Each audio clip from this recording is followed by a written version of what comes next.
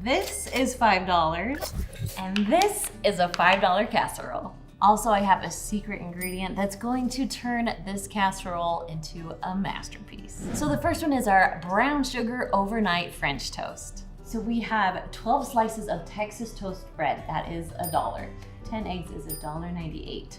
Our milk, we only need about 2 cups, so it comes to about 75 cents just for those 2 cups. Now our butter comes to about $1 for just 8 tablespoons. So in total, everything comes to about $4.73. So we're gonna take our Texas toast and cut them into about 1-inch cubes. So then you're gonna take your 9x13 and spray it with nonstick cooking spray. And we're just gonna start putting in our bread cubes. Now we're gonna crack our 10 eggs and add in our 2 cups of milk into our bowl. Then to all the eggs, we're gonna add about 2 cups of our milk. I love making these $5 recipes, making them to breakfast recipes, because I feel like that is one of the cheapest recipes that you can make. So, all right, into our egg mixture, we're going to add 2 teaspoons of vanilla. And it's okay if you add a little bit more on the French toast. So we have a 1/4 cup of sugar and about 2 teaspoons of cinnamon. So we're gonna use some of that, but then we're gonna use, you guessed it, our new cinnamon churro seasoning. Because I'm telling you, this stuff makes everything taste so good. So good. Okay, so I'm gonna eyeball here, because you know that's how I roll. We're gonna go about 2 tablespoons full. All right.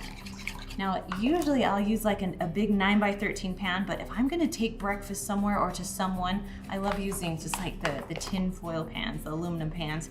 We're just gonna be very careful. It's not usually as big as my 9x13.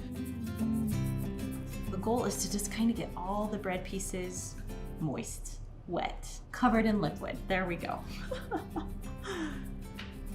Then we're just gonna take this and set it aside, because now we're gonna make like the brown sugar topping, and I am excited for that. All right, so in a separate bowl, we're going to add about 6 ounces of butter. I'm actually gonna add 8 ounces because I like this with a little more butter.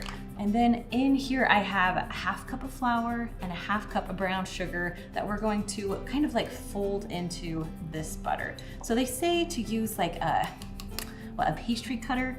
I'm gonna be honest, I don't have a pastry cutter, so I'm just gonna use a fork and just smash my butter into this flour and brown sugar. And we just kind of want like a pastry topping, I guess. It will make it so good as it cooks. So I'm assuming that most of you have brown sugar and flour in your pantry. I know that I have a ton, so I'm not counting that towards the $5 because I don't buy those things very often. Now we have like our cinnamon churro topping, which I am so excited for. Also, I forgot to mention, if you want some of the seasonings, I'll put them down below in the description for you, the link for them. There's not a ton of them. The first order is gonna be kind of small, so if you want it, grab them quick. Okay, we're just gonna do a little crumble right on top of this French toast. And we're gonna stick it in the fridge. Let it sit there overnight. That will make it taste so good in the morning. Now, if you don't have time to sit it overnight, that's okay. You can actually cook it right now and it will still taste good. Okay, it's been sitting in the refrigerator for a little bit. We are going to cook this at 350 degrees for 35 to 40 minutes. You're gonna wanna watch it, you don't want it to burn. So let's stick it in the oven. Time to taste it. This looks so good. You like don't even need syrup on this thing. So good. 5 out of 5 on that one. Definitely 5 out of 5. Okay, Ensley, French toast bake. Thoughts? It's really hot. It's really hot. But it's really good. Yeah? What do you rate? What do you rate this? 5 out of 5. Yes! It is good for a $5 recipe, right? Yeah. Yes. The next recipe I'm making is our cheesy pizza pasta casserole. So we have our pizza sauce is $1.20. Our rotini is 92 cents.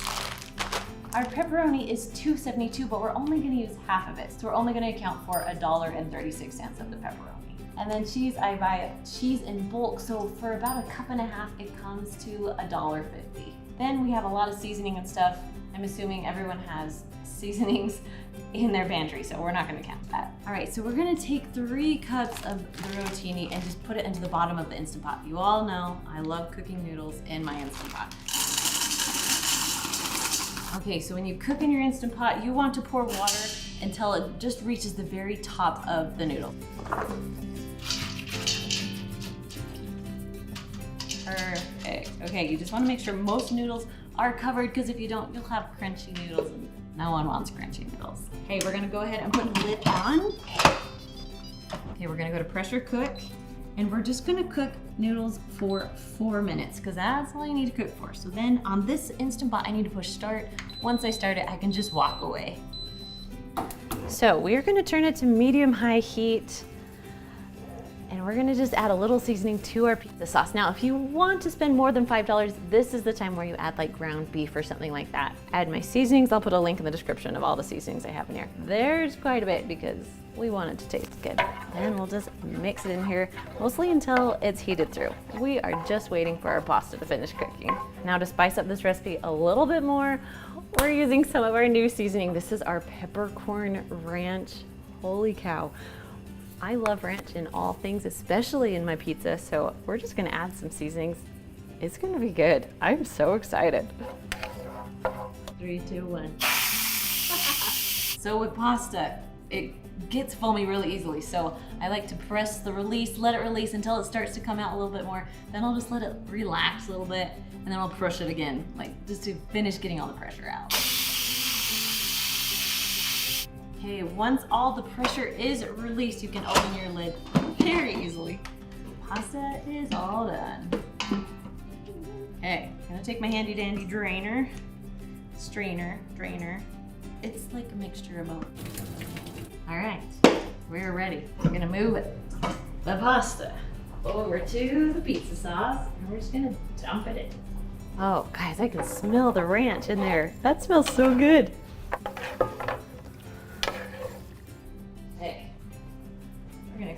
Right over here, right into our 9x13 pan. So we have about 1.5 cups of mozzarella cheese.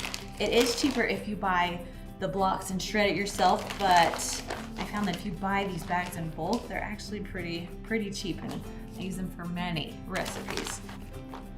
And then we're only gonna use half of the container of pepperoni, which will give you plenty.